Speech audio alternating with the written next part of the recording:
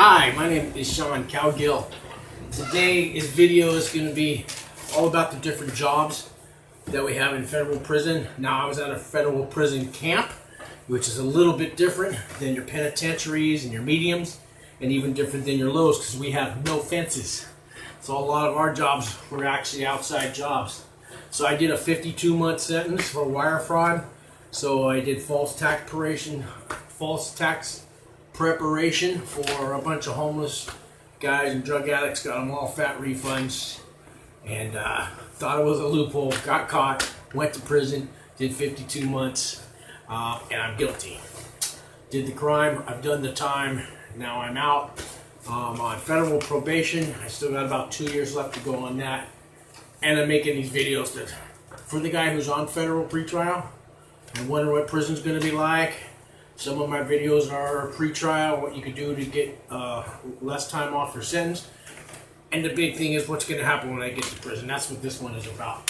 So in the federal prison system, at least in the camps, the lows, and I think the mediums, I'm not too sure about the penitentiary. In the ADX, I know for sure they don't have to work. But in the camp, you work. At least most of the guys work. There's medical excuses people take, and there's ways to get out of work. But my camp had about 500 guys, and 400 of them had jobs. There's programs you could do instead of working and stuff, but I'm going to get right down to it. If you can hit the subscribe button, hit the like button, ring that bell. I'm trying to get up to 1,000 subscribers. Then I can go live with my videos. I can do questions and answers. I got a long way to go. So here's I got about 30 jobs written down here. I'll start with the first job is landscaping. So you've seen every prison. In camps, we don't have fences. So the landscapers actually can go outside of the camp. They can work all the way down to the road. And they're the guys that are going to water the plants, water the trees. Some of them have flower beds, and some of them get to get real creative, and they can make fancy flower beds. You should see what they do with rocks. I was in Colorado in the high desert, and these guys would make these kind of rock gardens. Really cool though. I mean, big spreads of them, and they'd spell out words and stuff, but they had to spell out the word FCI or something like that.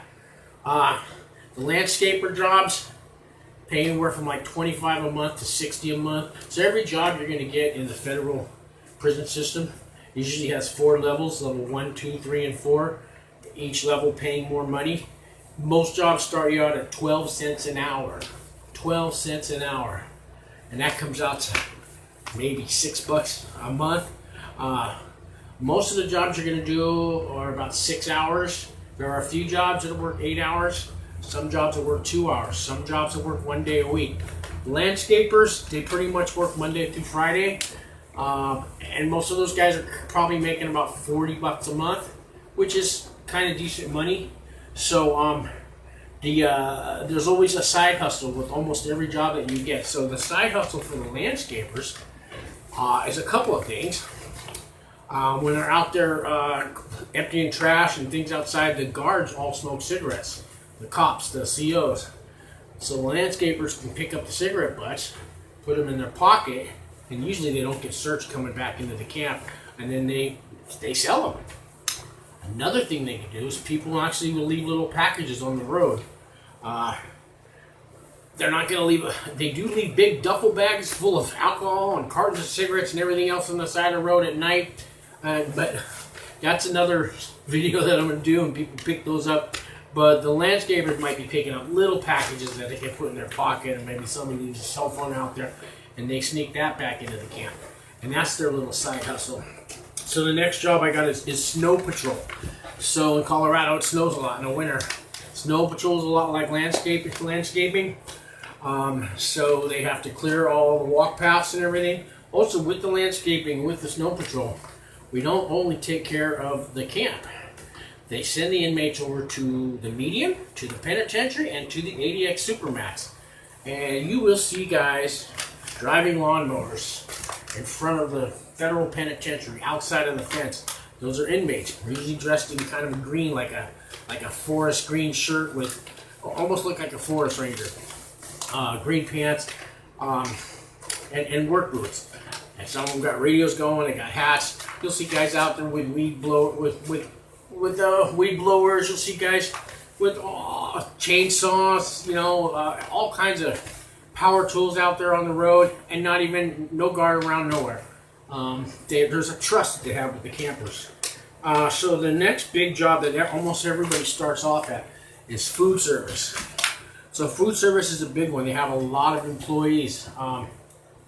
I started off in food service. My food service was at the Adx Supermax, and so I'll get to that in a second. So food service pays 12 cents an hour to start.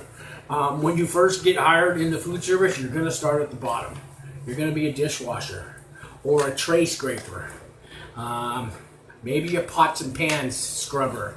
That's also a different part of the dishwashing section. You're going to wash thousands of trays every day. So they also have jobs like a baker. They have a cook job. They have a salad bar guy. And this is the guy that's going to restock the salad bar. We have an all-you-can-eat salad bar at the federal prison camp. And it's not just salad. It might be mashed potatoes and gravy, and it might be vegetables. It's usually vegetables. It might be soup. It might be garlic bread. It might be leftovers too that they throw on from the day before. Another job is the tables and the floors. So every time somebody leaves their table, you're going to wipe down the table. At the end of the day, they're going to sweep and mop all the floors. There's a veggie prep job. So this is a separate room that a guy, all he does is cut and chop vegetables usually through machines. Another job is a butcher. So we actually get, you know, big sides of beef and meat that's got to be sliced up and cut up, and chicken that's got to be washed, and you know, things like that. Pork chops got to be cut. Lunch meat's got to be sliced. So that's the job of the butcher. Also at the ADX where I worked, so I got to feed El Chapo. I got to feed the Unabomber. I got to feed the Boston Bomber, the Shoe Bomber, the Oklahoma City Bomber, the Adx Supermax. So you got to have a special gate pass to get in there. So when I went to work every day at the ADX, I actually left the camp. You walk past the guards, and you just go out the main door that all the staff at the prison use to go in and out. Campers get to go out there too. And we wait out in the parking lot, and a van comes and picks us up. The van is driven by another inmate, just like us. And the Adx Supermax is maybe a mile away, so he would drive us over there. And then when we get to the Supermax, now we have to go through their security. And they got 2 sets of fences, and they got guard towers, and the Supermax is the most secure prison in the world. And you would not believe how much stuff gets stolen out of that every day by the inmates who work there. Oh, God, it's crazy. It would be so easy to sneak a cell phone in there, and if you can take stuff out, you can take stuff in. We even go through a metal detector. But we are allowed to bring books and stuff. I have a book in my hand with a cell phone in the book. That doesn't go through the metal detector. You lay that on a table, and you go through the metal detector, and you grab your books. And they never check. And I could have got a cell phone to El Chapo if I really wanted, but I'm not going to go there. But this ADX, the Supermax, I laugh because I figured out 2 different ways to escape if I was an inmate there. Of course, you would need help from a guard. A lot of the guys there, we would swap stories on how to escape from the Supermax. It's not that secure. I mean, it is. They've never had an escape. It would have to be an inside job, but the stuff that is stolen out of there. So inside of the Supermax, there's a couple different jobs that you have at the Adx Supermax. One is the food service. We have a whole dish pit. We scrape all the trays that come from El Chapo and come from the Unabomber. And sometimes these guys write little notes on their tray. That, you know, it's usually a complaint note. You know, I didn't get enough cereal. Something like that. Where was my chicken? Something like that. My tray was missing, and we just usually show the note to the guards, and they throw it. You know, they take care of what they got to do. Besides that, we have a big assembly line, and they do 3 meals a day: breakfast, lunch, and dinner. I'm going to tell you, the food is really, really, really good that those inmates eat at the Adx Supermax. I used to get jealous. How come we don't get this food at the camp? And they go, you do get this food, you just have a lousy cook. Our food wasn't too bad. but the cooks at the Adx Supermax, and I was one of them, sometimes I cook their meals, we take our pride, you might say. We make sure that they get good food. Those guys will write you up left and right if the food is bad, if the food's not all there, if the quality's bad. I mean, we have like Thursdays a chicken night, and it's baked chicken with herbs and spices on it, big old quarter piece of chicken with a baked potato and butter, no sour cream. They get a salad, they get green beans. Every day those guys get a dessert. It's either ice cream or cake. And they have their own baker, and they bake that stuff fresh for the guy every day. There's a veggie prep guy at the Supermax. There's a butcher at the Supermax. You know, he'll cut up steaks. I mean, one of the big nights there is meatloaf night, believe it or not. That's twice a month, and the meatloaf's really, really good, and it's real hamburger. There's no nasty bones in there, nothing. The chicken breast that we get for chicken pita night, real chicken breast. It's cut up. It's all on the grill with peppers and onions, with tortillas and cheese, and these guys eat pretty good, man. I'm telling you. But that's all they're locked up for. You know about the Supermax. I mean, that's prison. That's isolation. Those guys, maybe they get out once a day in a little cage, put out into what's called a yard that they never see the sun. That yard that they put them in, they still can't. Maybe they can see the sky, and that's an hour a day, and that's if they're lucky. That happens. They're cut off from everybody in the world. But a big thing to do for the campers that work in that Supermax is sneak food out. And there's a bunch of ways that we do that. A lot of guys shove chicken breast down their pants, blocks of cheese, everything. They shove it into their boots. Even though we get patted down when we leave, the guards half pat you down. Guys get away with it. Another thing they do is they put it in the recycling bin. So one of the jobs is recycling. So at a camp, all the garbage is sorted out. Any kinds of cans and foil and all that is put into one heap. Then you got your, well, you know about recycling. You got your cardboard, your plastic. You got your it's all sorted into different piles. The cans and all that stuff is taken into a recycling place that actually pays, and that goes to the inmates fund, and they're supposedly they buy something with the inmates off that. There's a guy who drives the recycling truck, I think 3 times a week, and he takes it to the town of Florence, and he unloads that. There's a guy that also takes the garbage truck. It's a compactor garbage truck. There's an inmate who drives that to the dumps, and he goes like once a day on that job. So a lot of the guys that work at the ADX would hide blocks of cheese and packages of meat in another box and wrap it around and put it in another box and hide that into the recycling bin, which goes into the trash compactor, which gets driven off to the dump. But before it gets driven off to the dump, the driver, that box is taken over to a recycling center where inmates go through all that and sort out the trash, and the inmates who work there will find that block of cheese and that big side of beef and that meat and whatever else is in there, and they take back to the units, and they know who gets what because it's all been sorted out. So it's a big racket. It's a big racket. Another job they have. So when I first got there, I had a hernia, and I was waiting to get an operation, and they wouldn't let me do a heavy duty job, so they gave me one of the easiest jobs you have. It's called the condiment crew. So on Thursdays and Fridays for 2 hours. So I'm working 4 hours a week. So we get a whole bunch of tables lined up in the cafeteria. We had to make these little packages of condiments with coffee, a sugar, a spork, tea bags, and salts and peppers, and creamer and sugar. And then they put it in a little plastic bag, and there's a guy that seals it at the end. And we put enough to last a week. And these little plastic bags went to the inmates at the ADX. Because once a week, the ADX inmates get a little plastic bag full of condiments.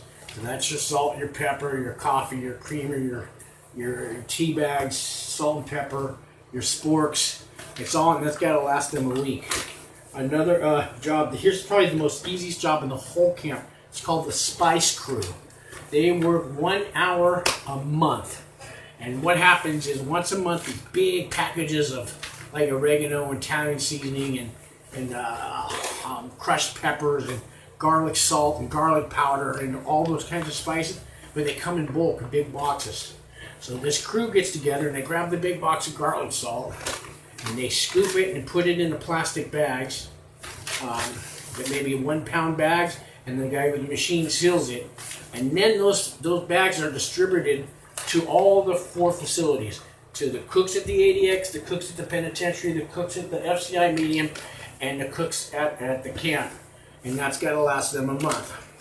Another job is the warehouse job. So there's 4 big buildings at the whole complex of Florence, and these are warehouses. This is where all your frozen stuff comes, all your dry goods, all your food, and not only that, any kind of blankets, toothpaste, your commissary items, your cleansing, your cleaning stuff, anything that a prison would order gets stored in the warehouse.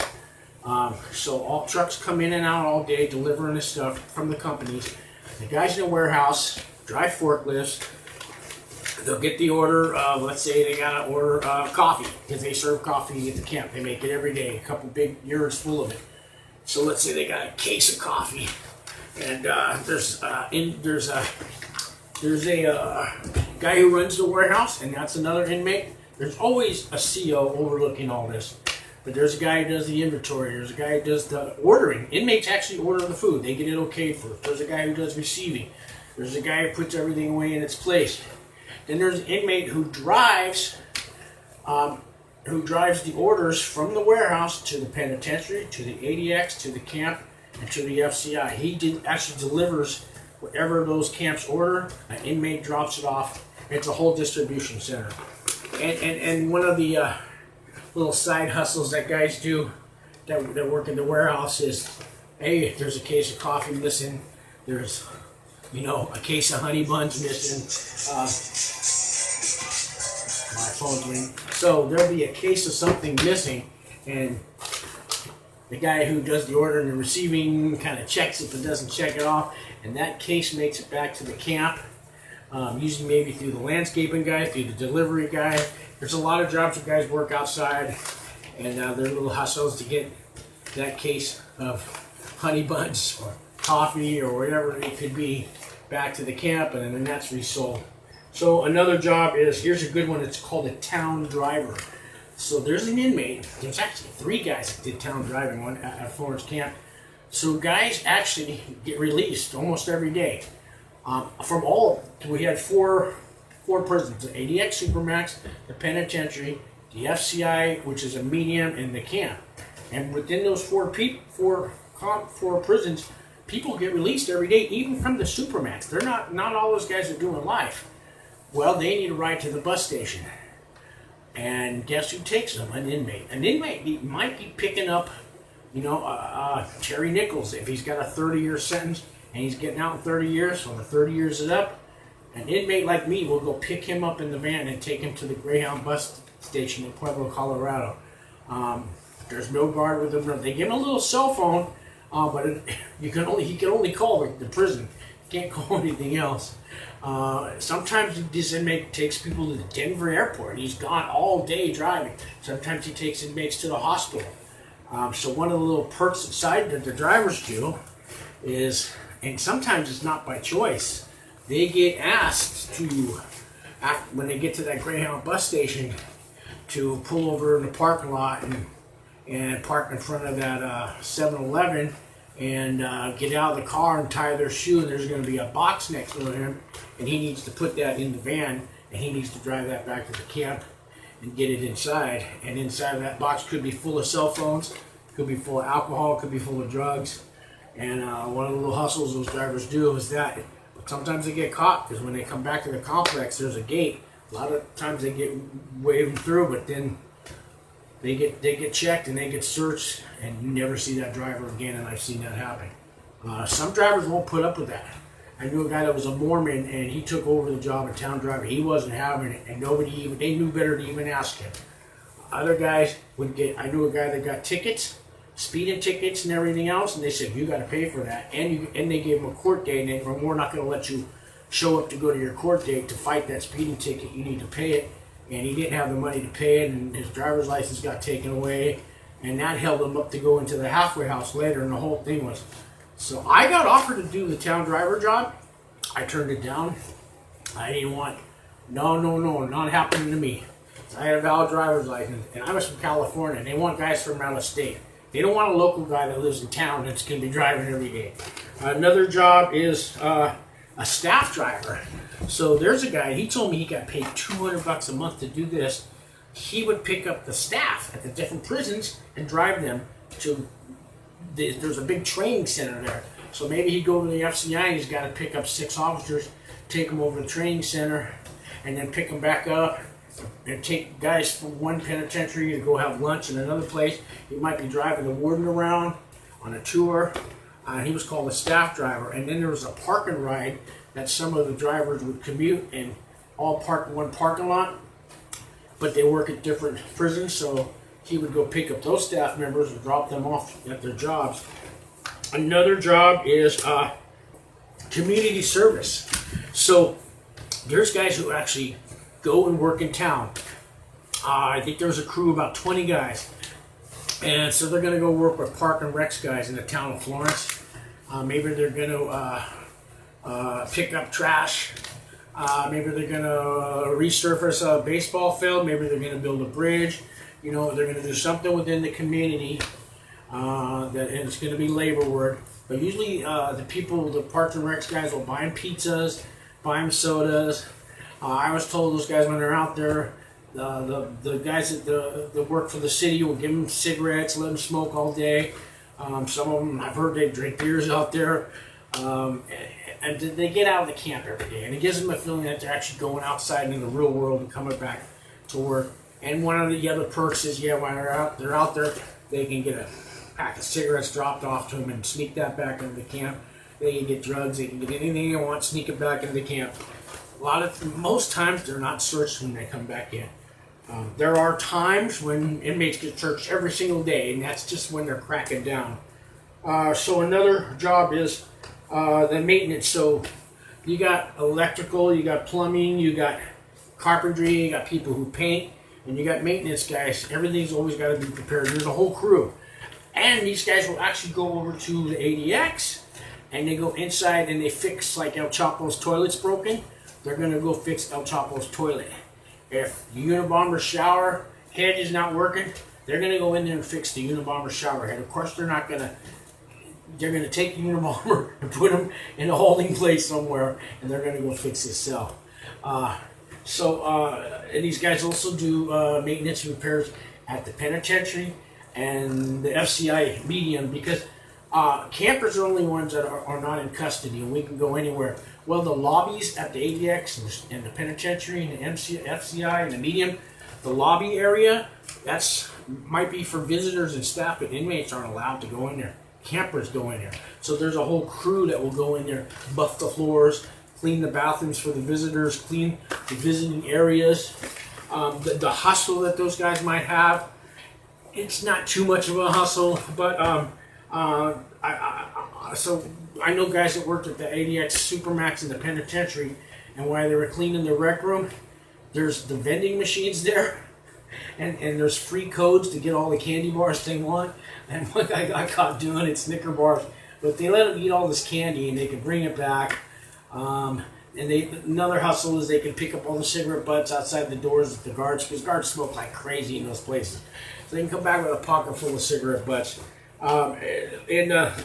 Again, these jobs are 12 cents an hour, all the way up to maybe 40 cents an hour. The highest paid job I ever heard of was $200 by the staff driver. There's a job called Unicorn, and we didn't have that at our camp, but that's a big factory, and you might make furniture.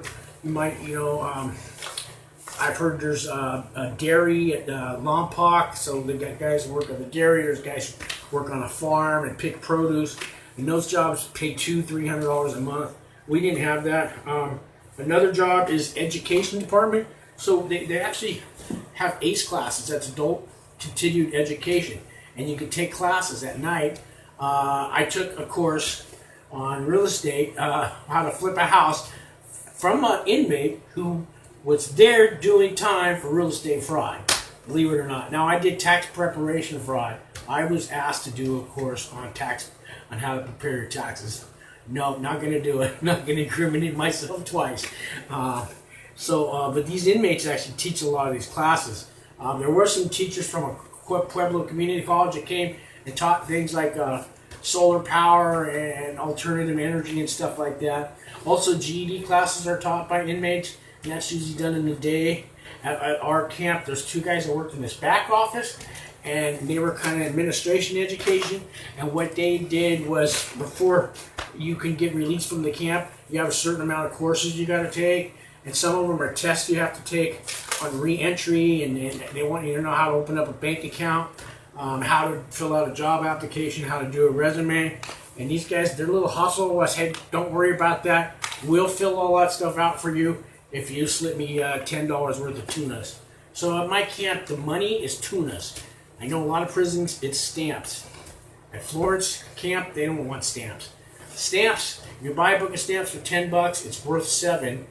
And at my camp, they didn't want fun. They want tunas. They want meat. So tuna comes in these packages. There was carnitas that came in a package. There was chicken that came in a package. There was ground beef that came in a package. There was oysters that came in a package. There was mackerel that came in a package. Any kind of meat in a package. Tuna was the big staple. Tuna was $1.45 a packet. So they called that $1.50. They rounded off so you get a free nickel. So tuna was the big thing. The education department, actually, they have one at the ADX. There's 2 guys from the camp that went to the ADX that would do all these, plan out these education courses for El Chapo and for the Unabomber, and they would, you know, and there was little tests and quizzes, and you know, maybe they get their GED, but it was these guys they're never going to meet the Unabomber face to face, but the guards will deliver their tests to them and their education packets to study. Then they get it back, and these guys would grade their tests, and they get a GED that way. Another job at the ADX is rec. So there's a job rec. There's the rec guy. So there's the guy who's going to put the lines on the softball field and keep the field all nice and you know, sweep off home plate and all that. Put volleyball courts in. We had a horseshoe thing, and he'd take care of that. We had bocce ball, so he kept that all clean and swept out. We had a big gym with volleyball and handball and all that. He would hand out tennis rackets, and yeah, we had tennis. We had any kind of sports equipment that people want. Soccer ball, baseballs, bats. Yes, we're allowed to have bats. So he would hand all this stuff out. There was another rec guy that was in charge of the music rooms. That was my favorite. Kept the guitars in order. We had a piano. We had keyboards. We had drums. There's an arts and craft guy that's in charge of all that, keeping the arts and craft room up to date.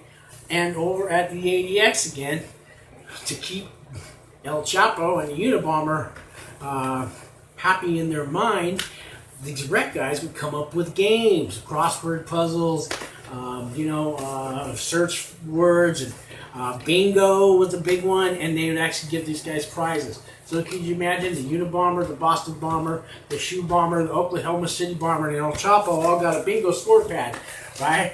And Unabomber, bingo! Unabomber gets it first. He hits the button at the bar. He gives his card to the guard. The guys, my friends that work in the rec, check it out, make sure he's really got the bingo. Because it takes time. It's not done. Bingo might be on the TV screen, and anyways, it's funny. But they played bingo, and Unabomber, he would win a box of cookies. You know what I mean? The Unabomber might win. What would the Unabomber win? But they gave him candy, Snicker bars. You know what I mean? It's funny. So that was their job, to keep coming up with games and ideas for all these terrorists to play. But it's a real job, and they actually got paid like $80 a month to do it. So it's funny. Another job is orderly. So every building that you live in has bathrooms and showers and sinks, and there's orderlies for every bathroom. So we had eight bathrooms in my building and 8 bathrooms in the other one. And so these guys clean the showers and the toilets and all that every day. And maybe it's a 2-hour-a-day job. I think they made about $60 a month. Maybe it was 30 to start. After you've been there a while, it's 60.